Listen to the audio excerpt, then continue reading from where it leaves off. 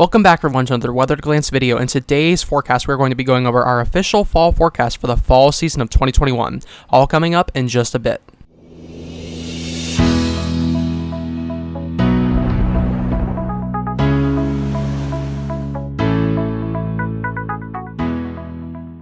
Alright, and on our first slide, we're taking a look at our precipitation outlook for the fall season forecast of 2021. And what you'll notice on this first slide is that we have slightly above average precipitation for two different regions here. Now, our first region we're going to be taking a look at is in the northeastern United States. Now, this includes portions of the North Atlantic region as well as the Ohio Valley all the way down into Tennessee. And this is going to be caused by that jet stream making a sharp turn, so it's going to be going up north over these regions, causing dry conditions over in the west and coming down throughout the southern United States and shooting back up through the north. So this will be providing a surplus in moisture and a lot of precipitation as well. So that's why you can see that right there.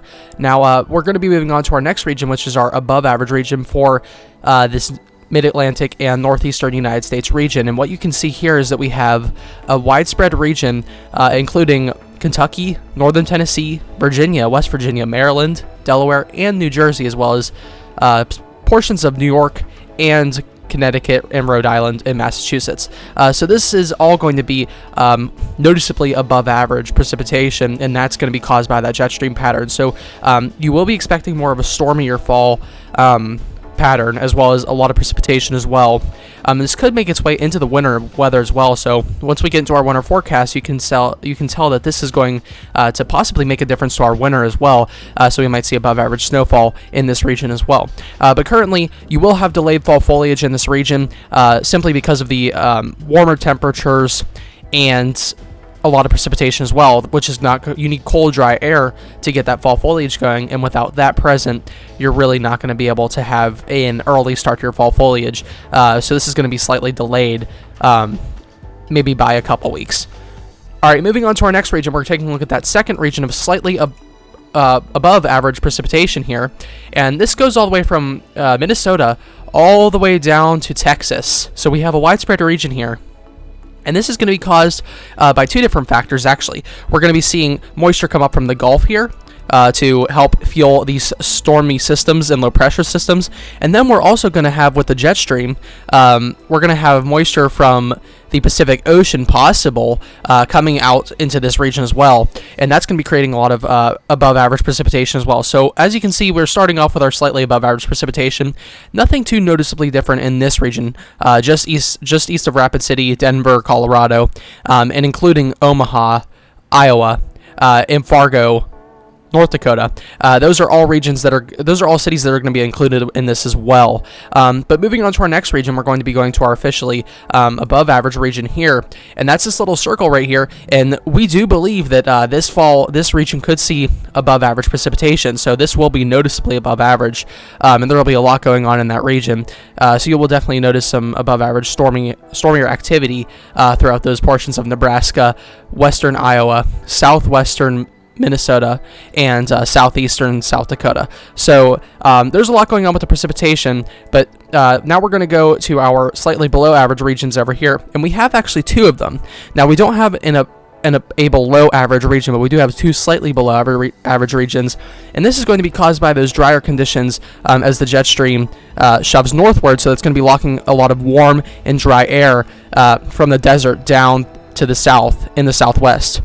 So this will be including Los Angeles and portions of southern Nevada and western Arizona. But we do have another region up here, which is going to be including Portland, or just east of Portland, Oregon, and just east of Seattle. And this is going to be going all the way over to Idaho and down into Nevada, including a portion of northeastern California. So here in these regions, like we always say, slightly above, slightly below. It doesn't matter. You're not really going to notice too much of a difference, but there is going to be that noticeable, or that slightly noticeable spike or drop, whichever one it is. Now, for reference of this is going to be a slightly below average temperature or precipitation, sorry, and that's going to be causing noticeably slightly below average precipitation.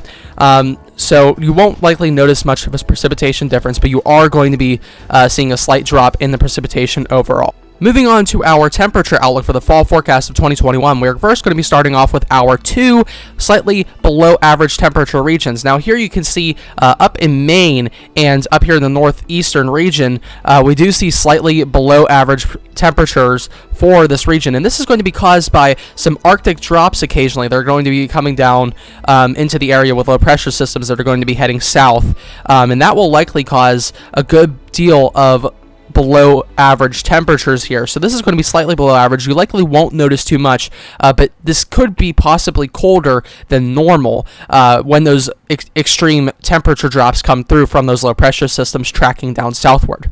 The same thing up here for the northwestern United States. We will be seeing a slightly drop occasionally in temperatures. This includes Great Falls, Montana, Portland, Oregon, and Seattle, Washington.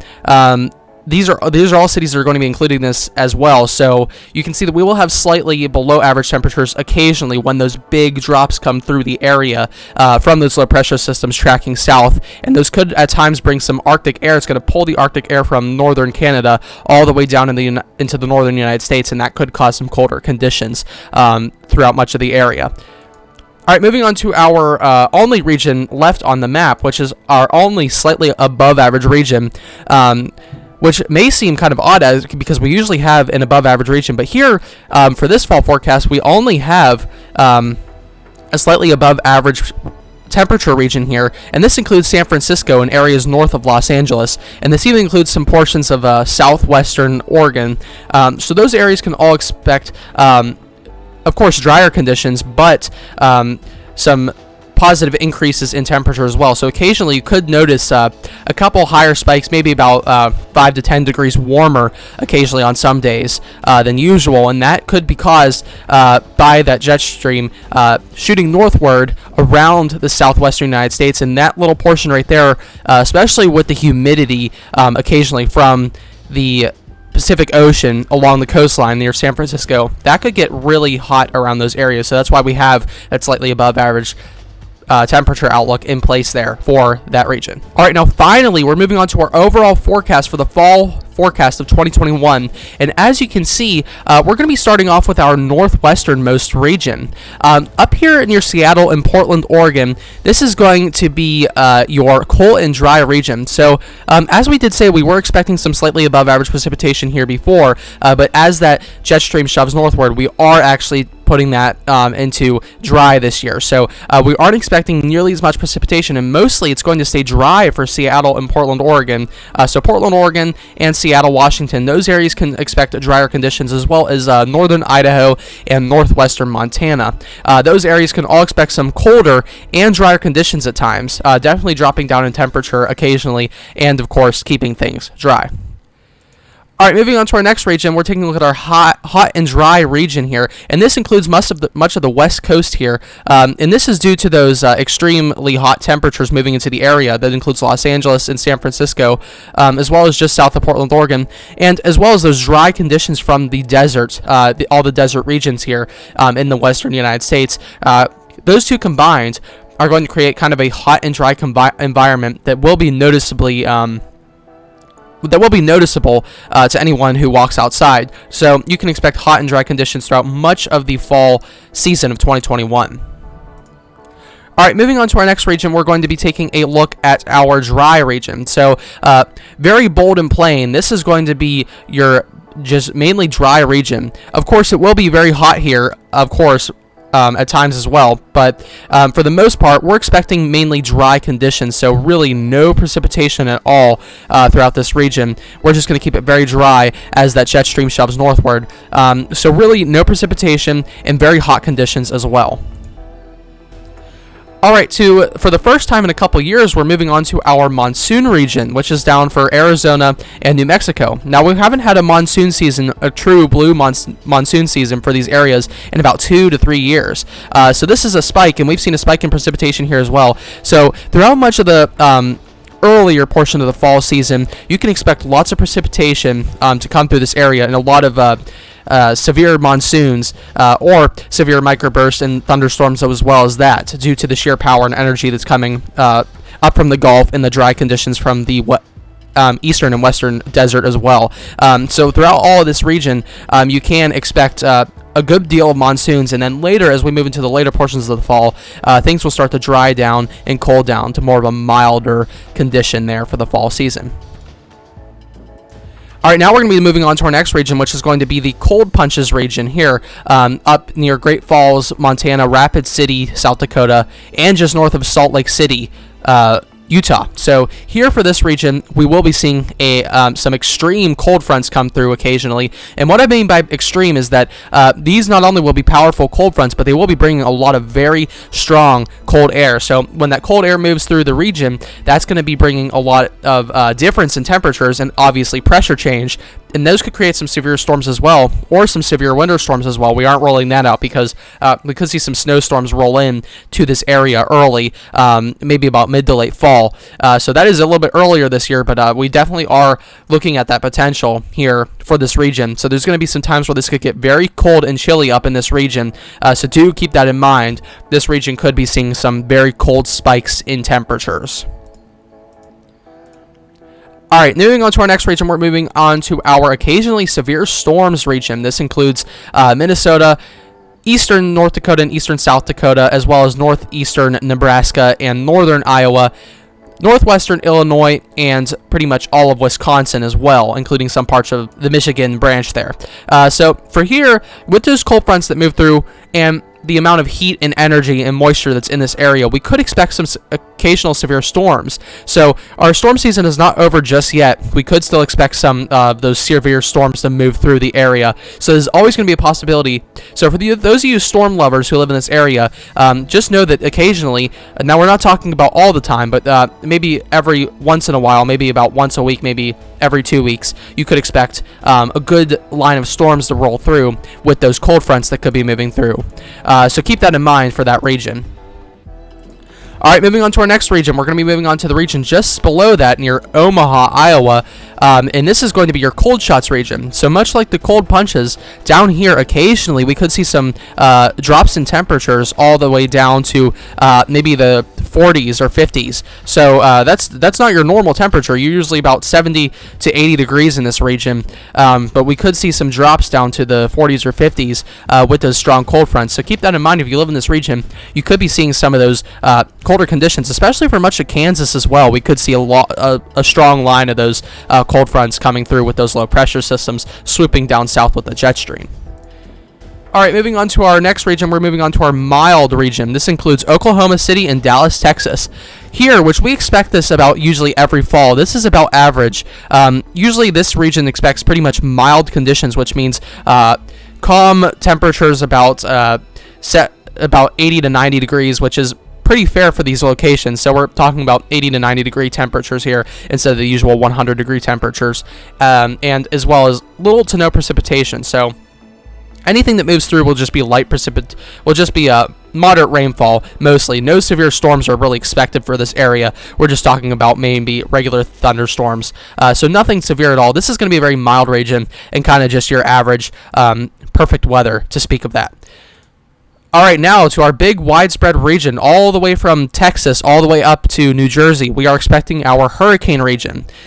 Now, as you can see, it does have a faded color code on here. So we see towards the ends, it's darker, but in the center here, this is a lot brighter. So here is where we're expecting most of our hurricanes to make landfall.